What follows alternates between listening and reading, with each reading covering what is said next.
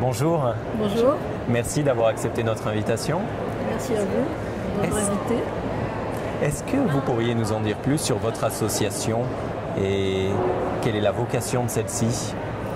Alors la vocation de l'association Duchamp-Libertino a pour vocation d'aider en fait toute personne ou tout pays, puisqu'on travaille aussi avec des pays, à comprendre comment un être humain peut fonctionner bien ou mal et comment nous pouvons nous faire souffrir, comment nous pouvons construire notre vie.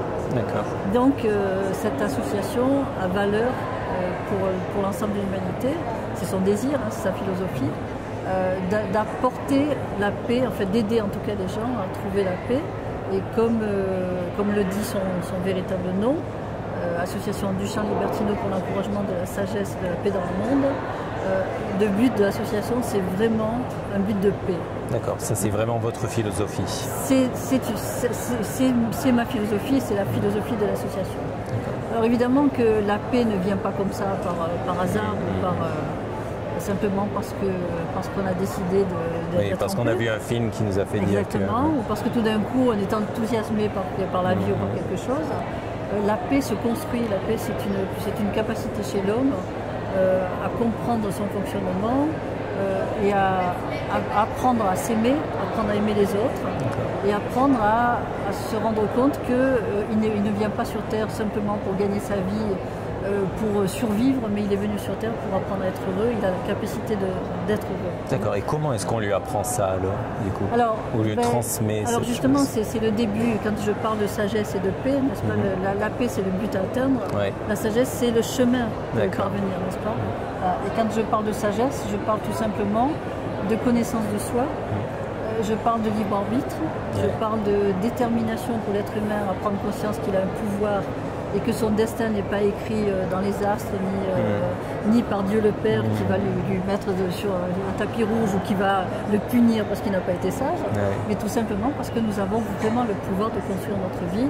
Mais cela demande quand même un certain travail qui est justement la capacité de prendre conscience de ce pouvoir, de notre capacité de rigueur et de valeurs fondamentales qui sont d'ailleurs la synthèse de ma philosophie, que je pourrais citer, qui sont l'amour, la liberté, la rigueur, la beauté, l'idéal et enfin la détermination qui tient en fait toutes ces valeurs fondamentales. D'accord, donc vraiment un travail intérieur. Hein. C'est un travail très profond. Et ce travail est basé sur une connaissance de soi, mais également sur une connaissance des problématiques émotionnelles que nous avons en nous depuis la naissance. Bien sûr. Et surtout, lorsqu'on travaille dans des pays, par exemple comme Haïti, comme le Congo, où je travaille régulièrement, et où l'association soutient, on s'aperçoit que tous ces pays, en fait, ont des séquelles qui sont très, très fortes, qui sont très violentes, de colère, des séquelles de souffrance, des séquelles de passivité, qui font que malgré la bonne volonté, ils ne peuvent pas sortir de leur fonctionnement, que ce soit au niveau de la communauté, que ce soit au niveau individuel, parce qu'il faut d'abord se détacher de ces séquelles, il faut s'en débarrasser. Et avant de recevoir cet argent, il faut un accompagnement. Avant de vraiment construire notre vie, nous devons d'abord construire notre vie intérieure. En fait, apprendre son métier d'homme. Intéressant. Est-ce que vous pourriez nous parler de vos projets? Quelques exemples? Alors les projets, disons que je ne pourrais pas vous parler de projets parce qu'il y a surtout le présent qui est très important et le présent est tellement rempli qu'on a du mal à rajouter les projets. C'est vrai. Donc je peux vous parler du travail en particulier qui se fait actuellement. Nous avons 3 domaines qui sont très importants actuellement au niveau de l'association. Le premier domaine, c'est tout le travail qui se fait en RDC, République démocratique du Congo, où je forme là-bas depuis 4 ans, depuis plusieurs années. Je forme des ONG locales, des personnes qui sont psychothérapeutes, qui sont pasteurs, etc. Et qui vont mettre en place des programmes que je crée pour le pays spécifiquement. Et ce sont ces ONG qui les mettent en place après. Voilà, dans tous les domaines de la société, que ce soit l'enseignement, que ce soit les écoles publiques, on crée des écoles d'éveil philosophique, dans les centres d'enfants des rues, on travaille avec les enfants de la rue directement, dans les centres de femmes violées, dans tous les domaines défavorisés de la société, nous mettons ces programmes en place pour permettre aux gens de retrouver leur dignité et surtout de devenir autonomes, de ne plus être dépendants des ONG internationales. D'accord. Ce travail se fait donc au Congo, ce travail se fait en Haïti aussi depuis 2 ans. Et en Suisse, enfin en Europe, il y a la formation de médiateurs que je donne. D'accord, que vous donnez à des particuliers là. Ce sont des particuliers, mais il y a beaucoup de gens qui travaillent dans l'humanitaire, dans le développement, des chefs d'entreprise, des thérapeutes, des enseignants qui travaillent avec moi. Et tout particulièrement le travail que je fais avec Fabienne Lagier au sein de l'école d'éveil philosophique qui a été créée en 2006, qui a été créée en Suisse romande. En Suisse, d'accord. Et qui fonctionne. Donc elle a ouvert ses portes au mois de septembre pour la nouvelle année scolaire, sur Lausanne, donc en Suisse, et sur Genève. Cette école aussi fonctionne en Haïti, elle fonctionne aussi en Afrique. Et soit cet enseignement est intégré dans les écoles primaires et secondaires, soit cet enseignement est intégré dans une école privée. En fait, c'est ce que nous avons créé au sein de l'association du Champ Libertino, cette école qui s'appelle l'école d'éveil philosophique. D'accord. Donc c'est cette école que vous, madame, vous gérez grâce à cette philosophie.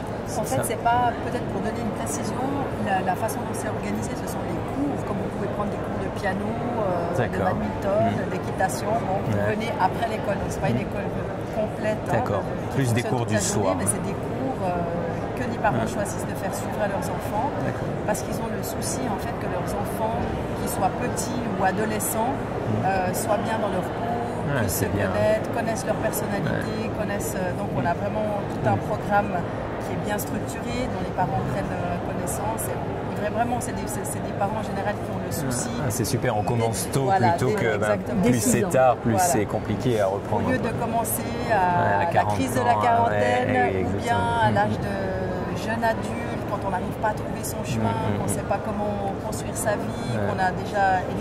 Et les souffrances peuvent commencer vraiment très tôt. En fait, il y a des enfants, même à 6 ans, quand on leur demande est-ce que tu t'aimes, qu'est-ce que tu aimes chez toi, qu'est-ce que tu n'aimes pas, ils répondent déjà non, j'aime pas ça, j'aime pas ça. On voit déjà des amorces de désaccords, de malaise en fait par rapport à leur personnalité. Mais parallèlement, ils sont tellement ouverts qu'en apprenant l'importance justement de s'aimer, de reconnaître ses qualités, reconnaître ses dons, mais voir aussi où sont les difficultés, mais les traiter comme des difficultés, pas comme des tares, pas comme des défauts, mais de dire voilà, c'est vrai, je me mets en colère dans cette situation. Bon, qu'est-ce que j'ai à disposition et quelle voix est-ce que je peux écouter? Est-ce que j'écoute la voix de ma colère? Est-ce que j'écoute la voix de ma conscience qui me dit qu'il y a d'autres moyens d'avancer, d'être en relation avec les autres, d'apprendre à dire ce qu'on a sur le cœur, ne pas avoir honte en fait de ces difficultés, de ce qu'on ressent, de ces peines, de ces tristesses. Tout ça, c'est superbe de les préparer avant l'adolescence. Ça, ils peuvent déjà apprendre à les... En fait, ce qui est important, parce que nous vivons dans une société où les gens, en fait, ne montrent que ce qui est apparent. Parce qu'on a peur d'être blessé, on a peur d'avoir mal. Donc, dans notre société, tout est une question d'orgueil. Et quand je parle d'orgueil, je ne parle pas de prétention. L'orgueil, pour moi, c'est la peur d'être vulnérable. Et le principe de cette philosophie, de ce travail, c'est de se rendre compte que derrière chaque colère, derrière chaque image, il y a une souffrance et un bonheur. Et ce que nous apprenons aux enfants et aux adultes, puisque j'enseigne aussi aux adultes, Fabien enseigne aux enfants, ce que nous apprenons aux gens, c'est d'aller voir justement ce qui se cache derrière cette colère. Et ne pas exprimer, parce que si j'exprime ma colère, l'autre qui a sa propre colère va se sentir attaqué, donc il va répondre avec la colère. Alors que si je regarde ma souffrance sans honte et sans peur, tout en sachant que je peux aussi me défendre, je ne suis pas vulnérable non plus, l'autre va voir qu'en parlant avec mon cœur, il va être touché. Et à ce moment-là, il va répondre avec son cœur. D'accord, un peu un effet miroir, presque. Voilà, exactement. Et c'est ce qu'on apprend aux enfants et aux adultes. Et c'est miraculeux parce que, comme dit Fabienne, à l'âge de 6 ans, un enfant déjà peut comprendre tout ça. C'est bien mieux d'ailleurs que les adultes, parce qu'ils ont moins d'a priori, moins de conventions. D'accord. Après, à l'âge adolescent ou préadolescent, qui préoccupe toujours beaucoup les parents, comment est-ce que mon enfant va traverser cette période, bon, ils se font déjà tout un tas d'images aussi sur les difficultés de cet âge-là. Là, les enfants, disons les jeunes arrivent déjà avec un bagage de vie, déjà avec des expériences. Capables de s'exprimer, voilà. Et pour les parents, ça doit les rassurer. Hein. On est capable de les questionner, j'imagine. C'est-à-dire qu'ils sont déjà aussi capables d'une réflexion sur eux-mêmes, de se regarder fonctionner et de comprendre l'implication, par exemple, les conséquences de leur peur. Si j'ai peur de quelque chose, que je ressasse beaucoup ces pensées de peur, est-ce que ça ne va pas me rendre la vie encore plus difficile? Comment est-ce que je peux surmonter ça? Ils ont l'expérience d'avoir été rejetés d'un groupe, d'avoir aimé quelqu'un sans être aimé en retour. Voilà, de ne pas se sentir compris. De ne pas se sentir compris, d'avoir des conflits avec les parents, avec l'entourage, de ne pas savoir comment gérer les nouvelles technologies. Et vraiment, il y a des jeunes de 12-13 ans qui disent « Moi, je préfère quand ma maman m'enlève mon téléphone portable parce que je n'arrive pas à m'arrêter tout seul. » Ça, c'est vraiment des nouveaux symptômes. Voilà, c'est des nouveaux symptômes, mais ils disent aussi toute la difficulté. En fait, on s'est moqué de moi de telle façon, c'est parti à toute la classe, etc. Comment se comporter dans le monde. En fait, c'est des nouveaux défis qui posent des problèmes, qui ont des causes émotionnelles, en fait, mais auxquelles il faut répondre aussi d'une autre façon. Donc c'est tout un travail très intéressant qu'on peut faire et qu'on essaye qu'on fait en contact, en relation avec les parents, parce que ça ne sert à rien de travailler uniquement avec les enfants, il faut que ce soit un partenariat entre les enseignants, les parents et les enfants. D'accord. Merci beaucoup pour ces informations et pour votre projet. Merci beaucoup.